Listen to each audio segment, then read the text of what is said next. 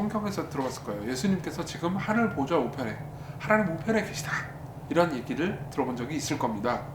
그러면은 우리는 그분이 이제 하나님이 딱 가운데 계시면 오른쪽에 예수님이 그냥 앉아 계시는구나, 이런 식으로 생각할 수 있는데, 그러면 예수님께서 아무것도 안 하고 있는 것처럼 생각할 수 있잖아요. 근데 예수께서는 지금 굉장히 바쁘십니다. 그분이 지금 뭐 하고 계실까요?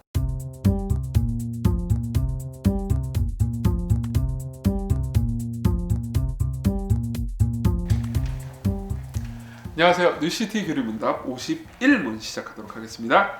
먼저 문부터 읽어드릴게요. 그리스도의 승천은 우리에게 어떤 유익이 있습니까? 그리스도는 우리를 위해 육신을 입고 이 땅에 내려오신 것처럼 우리를 대신하여 육신을 입고 승천하셨습니다. 이제 아버지가 계신 곳에서 우리를 대변하시고 우리가 머물 장소를 준비하시며 자신의 영을 우리에게 보내주십니다. 예수님께서는 지금 어디 계시느냐? 지금 예수께서는 부활하시고 승천하셨습니다. 그래서 실제로 이제 사도행전 1장 8절부터 11절을 보면요, 좀 길지만 읽어드릴게요. 오직 성령이 너에게 임하시면 너희가 권능을 받고 예루살렘과 온 유대와 사마리아와 땅끝까지 이르러 내 증인이 되리라 하시니라. 이거 예수께서 제자들에게 하신 말씀 중에 되게 유명한 말씀이죠. 자, 이 말씀을 딱 하시고 나서 무슨 일이 일어나느냐? 이 말씀을 마치시고 그들이 보는데 올려져 가시니 구름이 그를 가려 보이지 않게 하더라. 올라가실 때 제자들이 자세히 하늘을 쳐다보고 있는데 흰옷 입은 두 사람이 그들 곁에 서서 이르되 갈릴리 사람들아, 어찌하여 서서 하늘을 쳐다보느냐? 너희 가운데서 하늘로 올려지신 이 예수는 하늘로 가심을 본 그대로 오시리라 하였느니라. 자, 이게 이제 승천의 의미입니다. 근데 승천은 우리가 이제 이런 식으로 생각을 해야 돼요. 그러니까 예수께서 그냥 이 땅에 계시다가 단순히 공간적으로 하늘로 갔다, 이런 식으로만 이해해서는 안 됩니다. 예수께서는 하늘로 가셨어요.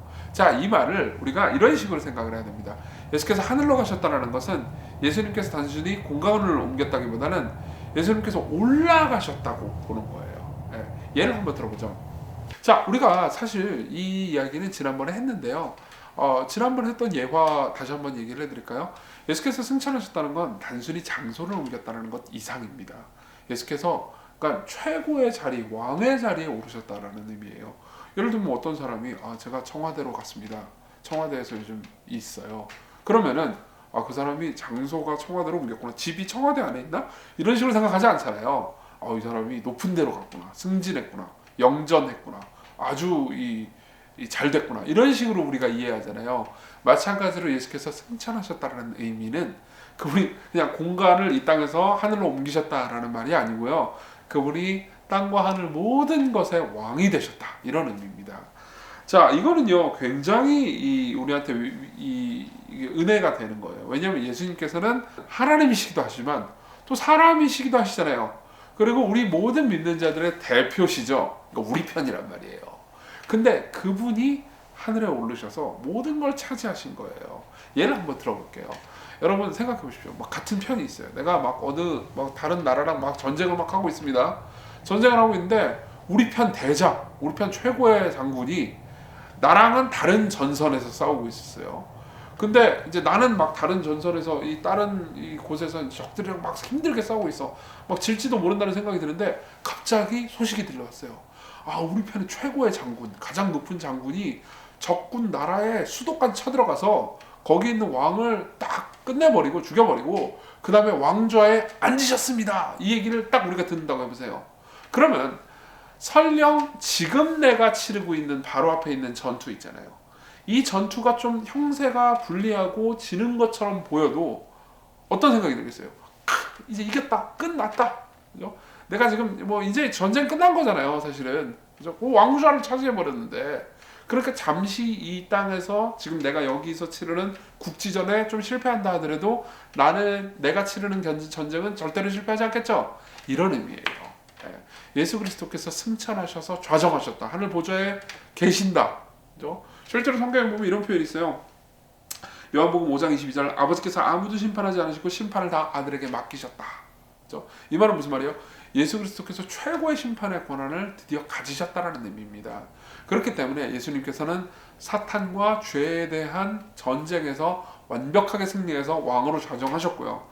그럼 우리 삶에서 때때로 살아가는 삶에서 사탄과 죄와 더불어 싸우는 전쟁들이 있잖아요. 이 전쟁에서 때로 우리가 실패하고 좌절한다 하더라도 우리는 결국 어떻게 되는 거예요? 최종적으로 승리할 거다 라는 소식을 우리가 들은 셈인 거예요. 이해되시죠? 그러니까 승천이 우리한테 되게 중요한 소식인 거죠. 근데 그럼 그 승천하신 분이 저기 자리에 앉아가지고 그냥 가만히 계시느냐? 그렇지 않아요. 우리가 지금 싸우고 있는 전선 있잖아요. 여기에 계속 지원 병력을 보내주십니다. 그리고 마침내 우리가 승리가 확정될 거예요. 그럼 어떤 지원 병력을 보내주시냐? 자, 교리문답에 따르면요. 첫 번째, 우리를 위해서 중보하고 계십니다. 이거는 사실 제가 뉴시트 교리문답 통해서 여러 번 말씀드렸고요. 제일 중요한 교리이기도 해요. 예수 그리스도께서 우리를 위해서 지금도 하나님 우편에서 우리를 위해서 계속 간구하고 계세요. 그래서 하나님 보시기에 우리가 죄가 있다 하더라도요, 예수 그리스도의 중보로 인해서 우리는 의롭다고 여겨집니다. 성경 말씀 그래도 읽어드릴게요. 로마서 8장 34절, 누가 정죄하리요? 죽으실 뿐 아니라 다시 살아나신 이는 그리스도 예수시니 그는 하나님 우편에 계신 자요 우리를 위하여 간구하시는 분이십니다. 예, 우리를 위해서 그분이 간구하고 계세요. 자, 그리고 두 번째로 우리가 머물 장소를 준비하고 계십니다. 자, 여기 교리문답은 이제 우리가 머물 장소를 준비하고 계시다고 말하는데, 이거는 실제로 요한복음 14장 2절부터 3절에 있는 말씀을 얘기하는 겁니다. 자, 읽어드릴게요. 예수께서 말씀하십니다. 내 아버지 집에 거할 곳이 많도다. 그렇지 않으면 너에게 일렀으리라. 내가 너희를 위하여 거처를 예비하러 가노니 가서 너희를 위하여 거처를 예비하면 내가 다시 와서 너희를 내게로 영접하여 나 있는 곳에 너희도 있게 하리라. 이렇게 말합니다. 이 말을 이런 식으로 오해하면 안 돼요. 그러니까 천국에서 예수님께서 집 짓고 계신다. 근데 이제 이 땅에서 막 수고하고 고생 많이 한 신자들한테는 막 100평짜리 큰 집 주고 막 이제 막 날라리 신자는 에이 뭐 너는 초가집에서 조그맣게 대충 살아라, 수도도 전기도 안 나온다, 이런 의미가 아니에요. 많은 사람들이 이런 식으로 오해하거든요. 여기서 이제 내 아버지 집에 거할 곳이라고 번역된 단어 있잖아요. 이 단어는 장소적인 의미에서 뭐 빌딩을 가리키는 게 아닙니다. 그러니까 이거는 자리라는 의미예요. 그러니까 예를 들면 어느 회사에서 내 위치 혹은 내 자리, 그러면은 단순히 내가 있는 사무실 저 의자를 의미하는 게 아니잖아요. 내가 있을 만한 혹은 내가 그 회사에서의 어떤 역할이나 내 지위를 가리키는 거죠. 그렇죠? 그런 것처럼 예수 그리스도께서 천국에서 우리가 예수 그리스도와 더불어서 모든 우주를 통치할 건데, 그 통치하는 과정 가운데서 우리가 어떤 일을 할지, 그리고 어떤 자리에 있을지 예수 그리스도께서 준비하고 계시다는 거죠. 그 말은 역으로 생각하면 뭐예요? 천국에 우리의 자리가 반드시 있다. 이거를 얘기해주고 있는 겁니다. 자, 마지막으로 뭐라고 말하냐면 그분의 성령님을 보내고 계십니다.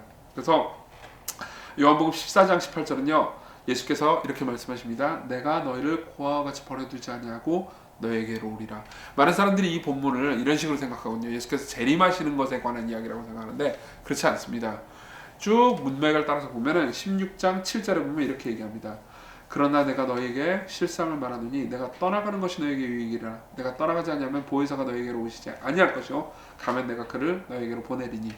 자, 예수님은 지금 하늘에 계시지만 예수님께서는요 그분의 성령님을 보내셔서 성령님을 우리 안에 두심으로써 우리에게 예수 그리스도를 알고 깨닫고 누리게 하십니다.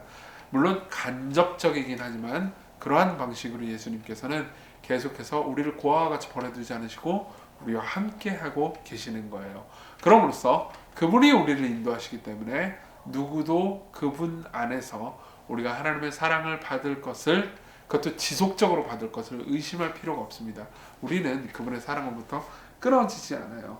그렇기 때문에 모든 것이 합력해서 우리의 삶을 선으로 이끌어갈 겁니다. 이게 바로 그분이 하늘에서 우리를 위해서 하시는 일이에요.